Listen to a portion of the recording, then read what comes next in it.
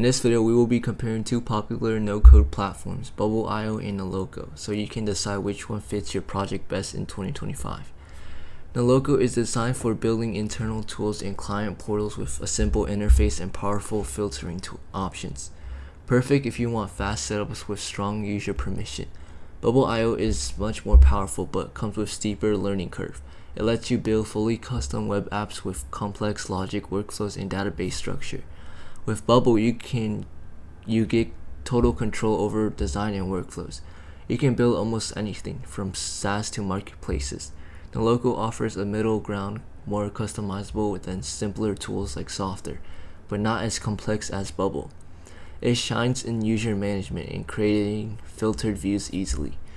Choose Noloco if you want no-fuss platform for internal apps, client portals, or team tools with good permission controls.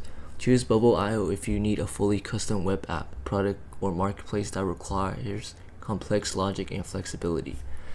Both are great no-code platforms. Your choice depends on your project needs and how much time you want to invest learning. If this video helped, make sure you subscribe and like.